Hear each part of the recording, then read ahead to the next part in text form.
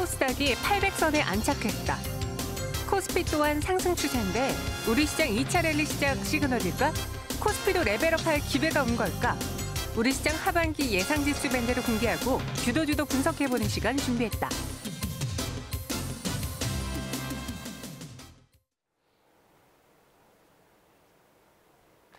네, 어제 미국에서 나온 이 성장률 보고서는 좀 많이 놀라셨을 것 같아요. 미리 예상을 했지만 2분기 GDP 성장률이 마이너스 32%나 나왔습니다. 그로 인해서 뉴욕 증시가 빠지지 않을까, 급락하지 않을까, 우리 증시도 함께 밀려나지 않을까 좀 불안했는데요. 지금까지 시장 흐름은 다행이네요. 앞으로 2차 랠리가 오는 것인지 이야기 들어보도록 하죠. 대신증권 리서치센터 이경민 팀장과 함께하겠습니다. 어서 오세요. 네, 안녕하십니까? 네, 안녕하세요. 드디어 이제 코스닥도 810선을 넘겨섰고요. 지금 양시장 모두 연중 최고치까지 올라온 상황이거든요. 우리 시장에서 외국인 투자자들이 조금씩 유입되는 것도 나타나는데 이 수급에 의미를 부여해봐도 괜찮을지요? 일단은 최근 오늘까지 따져본다면은 6거래일 연속 순매수를 하고 있거든요. 2019년 1월 이후 처음으로 2020년 올해 초 이후 처음으로 연속 순매수가 유입되고 있고요. 누적 순매수 규모만 놓고 본다면 2019년 1월 이후 가장 큰 매수 규모를 기록하고 있습니다. 외국인은 그러면은 왜 갑자기 이렇게 살까라고 생각을 해본다면 가장 큰 키는 환율이라고 볼 수 있겠죠. 원달러 환율이 1,200원 선 밑으로 떨어지면서 환차익을 노린 외국인 매수세가 강하게 들어왔고 그로 인해서 코스피가 좀 레벨업되는 모습들을 보여주고 있다라고 보시면 될 것 같습니다. 향후 원달러 환율이 더 떨어진다면 외국인 매수는 지속적으로 들어올 것이고 이런 힘들이 수급적인 측면에서는 분명히 시장에 긍정적인 영향을 줄 수 있다라고 판단을 하고 있습니다. 네, 코스닥도 앞서 말씀드린 것처럼 800선에 안착을 해서 오늘 817인가요? 18까지 올랐는데 코스피도 같이 레벨업할 수 있을지 지금 코스피와 코스닥에 있어서 추가 상승이 나오기에 필요한 전제 조건은 무엇이 있을까요? 일단 코스닥만 놓고 본다면 국내 변수로 굉장히 강하게 움직일 수 있다라고 말씀드릴 수 있겠죠. 해외 노출도가 낮다 보니까 국내 수급, 그러니까 개인 투자들이 워낙 많이 매수를 하고 있고요. 여기에 외국인이 조금만 들어와도 좀 강한 흐름들을 나타내고 있고 이와 더불어서 정책 모멘텀, 한국판 뉴딜이라는 정책이 들어오면서 시장이 굉장히 탄탄하게 강하게 움직이고 있다라고 볼 수 있겠는데요. 그런데 코스피는 이와는 조금 다르지 않나라는 생각을 합니다. 대외 변수에도 민감하고 그리고 글로벌 경기 회복, 그리고 실적 이런 종합적인 변수들을 감안하다 보니까 코스피보다는 코스닥이 좀 더 강한 모습들을 보여주고 있고요. 외국인 수급도 코스닥 시장에 조금만 들어와도 움직이긴 하지만 코스피 시장에서는 좀 외국인이 들어온다 하더라도 업종이나 종목별로 쏠림 현상이 나타나면서 아직까지는 크게 레벨업되지 못하는 모습들을 보여주고 있는 것이 아닌가라는 생각을 합니다. 코스닥은 국내 동력 그리고 코스피는 국내 그리고 해외 동력까지 감안하다 보니까 상대적으로 좀 부진한데 저는 궁극적으로 코스피 상승 추세를 이어갈 것으로 생각을 하고 있습니다. 물론 단기적으로는 등락 과정은 있을 수 있지만 추세적인 상승은 아마도 좀 더 길게 최소한 내년 상반기까지는 이어질 수 있다고 생각을 하고 그 중심에는 성장주라고 말씀드릴 수 있겠습니다. 최근 외국인이 매매하는 것들을 보면은 성장주 중심으로 삽니다. 무슨 말이냐면 2차 전지, 인터넷, 제약바이오 같이 성장 동력이 강하고 글로벌 시장 내에서도 계속적으로 주목을 받는 업종들의 순매수를 하고 있어서 지금 현재 시점에서 본다면은 외국인 매수도 성장주 그리고 정책도 성장 동력을 보여주는 것도 성장주 중심에 포커스가 맞춰져 있다 보니까 성장주 주도의 코스피 상승 추세 좀 길게 이루어질 수 있다라고 보고 있습니다. 저희 앞서 자료 하나가 나갔는데 한번 다시 그 그래프를 보면서 이야기해 볼게요. 제가 본 바로는 코스피 지수가 구간에 있어서 최고점에 올랐을 때 성장주들도 같이 올랐다라는 뜻인가요? 저 그림을 한번 보시면은 시장이 상승 추세를 그릴 때는 성장주든 가치주든 하나의 스타일이 시장을 끝까지 이끌어간다는 그림이거든요. 최근 코스피가 반등을 하는 과정을 보면은 성장주도 강한 모습을 보이고 있고 오늘 같은 경우는 뭐 2차 전지주들이 강한 상승세를 보이고 있지만 가치주라고 말하는 뭐 철강이나 은행이나 주식이나 뭐 그런 종목들이 급반등을 하면서 이제 주도주가 바뀌는 것이 아닌가라는 얘기들을 많이 하십니다. 그런데 주도주라고 한다면 추세적인 상승을 이어가는 데 있어서 시장을 끌어가는 것도 있지만 시장이 좀 조정을 받거나 기간 조정을 거치는 과정에서는 상대적으로 좀 약한 모습을 보이거든요. 다시 말씀드리면은 주도주라고 하면은 시장이 상승할 때도 같이 상승을 하고 시장을 이끌어가지만 조정을 받을 때도 조금은 부진한 모습, 시장과 같은 맥락에서 움직인다라고 봐주시면 될 것 같고요.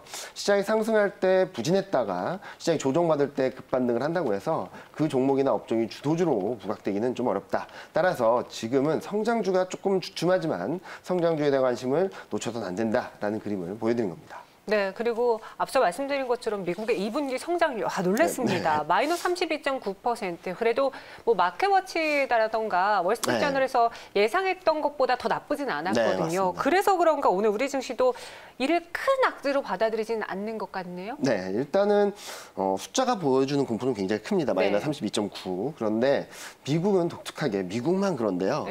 전분기 대비 변화율을 가지고 연율화를 합니다. 무슨 말이냐면은 지금 우리나라랑 똑같은 기준으로 전년 대비 증가율로 보면 마이너스 9%대거든요. 네. 그래서 전분기 대비를 연율하다 보니까 어떻게 보면은 전년 대비보다도 한 4배 정도 충격이 큰 것처럼 나타나긴 하는데 지금 뭐 경기가 굉장히 안 좋은 건 맞습니다. 그런데 지금이 몇 월일까요? 지금 8월을 향해 가고 있죠. 무슨 말씀을 드리고 싶냐면 2분기는 지난 겁니다.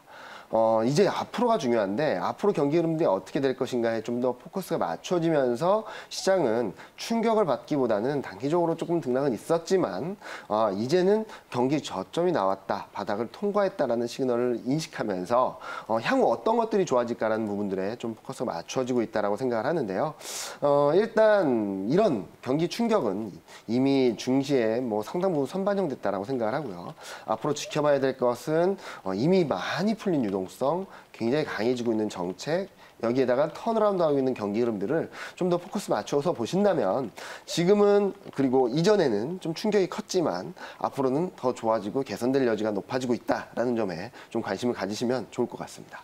그럼 3분기 주도주는 어떻게 될지 우리가 하반기 양시장의 하방 밴드까지도 한번 미리 점쳐볼게요. 일단은 앞서도 말씀드렸지만 계속적으로 주도주는 성장주라고 볼 수 있겠고요.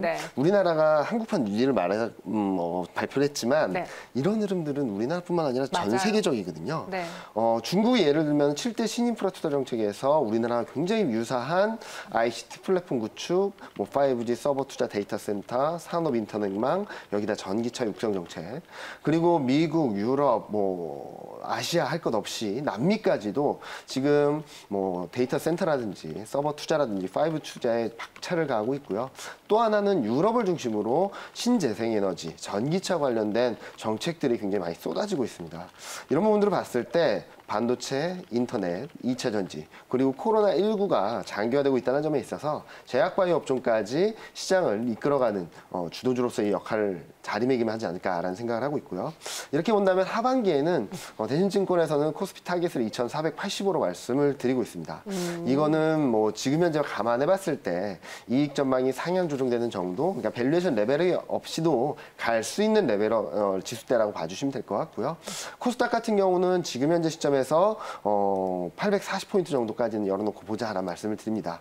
하반기로 가면 갈수록 코스피가 코스닥보다는 좀 낫지 않을까, 중성주보다는 대형주가 낫지 않을까라는 생각을 하는데요. 앞서 말씀드렸듯이 외국인 순매수가 꾸준히 유입될 경우에는 대형주가 강한 모습을 보일 것으로 생각을 하고 있고요. 또 하나는 이제 공매도가 제기된다든지 연말로 가면 갈수록 이제 대주주 요건이 강화됐다는 부분들이 시장은 뭐 중소형주보다는 대형주 매력을 좀 더 높여줄 것으로 생각을 하고 있습니다. 대형주 쪽을 또 주목해 보자라고 하셨는데 말씀하신 것처럼요. 이제 다시 한번 공매도가 거래가 재개되고 공매도가 다시 부활하게 된다면 우리 개인 투자자분들이 또 지금처럼 수익 내기가 어려운 장이기 때문에 다시 또 빠져나가지 않을까라는 불안감이 있거든요. 어때요? 일단은 공매도가 재개된다고 해서 시장 자체가 무너지거나 그러지는 않을 겁니다. 왜냐면은 만약에 공매도가 있었을 때 뭐 시장이 무너진다고 했으면 우리나라 시장은 뭐 지금 한 100으로 가 있어야겠죠. 공매도는 하나의 변수입니다. 네. 무슨 말씀을 드리고 싶냐면 공매도가 재개되면 시장이 무너지고 공매도가 재개 안 되면 시장이 상승한다라는 생각은 조금 과도한 것이 아닌가라는 생각을 하고요. 개인 투자자분들은 공매도가 재개될 시점을 전후로 해서는 중소형주보다는 대형주. 그러니까 공매도가 있다 하더라도 외국인 수급, 기관 수급, 개인 수급이 맞물리면서 끌어갈 수 있는 대형주 중심으로 좀 포트폴리오를 짜시는 게 좋지 않을까라는 생각을 하고요. 중소형주 중에서도 실적에 대한 기대감에 실적보다는 기대감이 많이 오른 종목들은 뭐 8월, 9월 지나면서 좀 차익 실현을 하셔도 무리가 없지 않을까라는 생각을 하고 있습니다. 네. 과연 밸류에이션 부담이 좀 커진 상황에서 불안 심리를 자극할 변수는 무엇이 있는지 그 마지막으로 한번 짚어볼까요? 일단은 무엇보다도 코로나19를 말씀을 드릴 수 있겠죠. 무슨 네. 말이냐면은 지금 코로나19가 좀처럼 잡히지 않고 있습니다.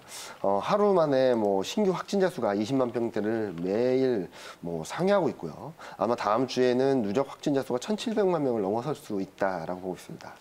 이렇게 되면은 뭐 2000처럼 3월, 4월처럼 글로벌 경제가 셧다운되지는 않겠지만 글로벌 경기 회복 속도 굉장히 빠르게 개선될 거야, 회복될 거야라는 기대 심리가 좀 약해질 수 있고요.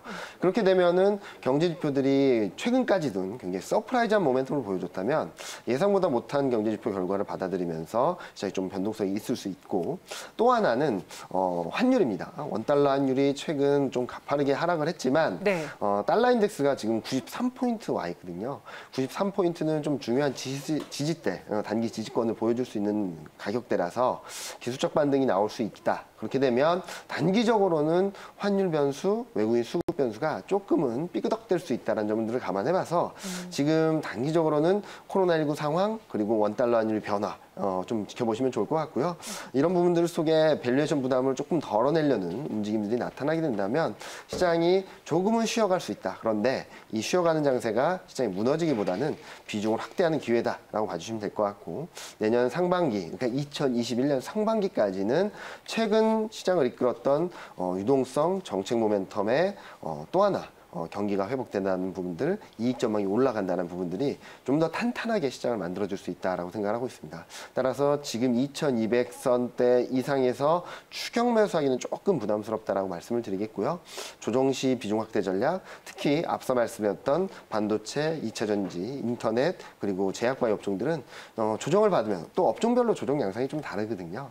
먼저 조정을 받은 업종들 먼저 좀 비중을 점진적으로 늘려가신다면 뭐 공매도가 재개되든 뭐 시장이 단기적으로 변동성이 있든 좀 긴 호흡에서는 충분히 수익을 낼 수 있는 구간으로 들어가고 있다라고 생각을 하고 있습니다. 네.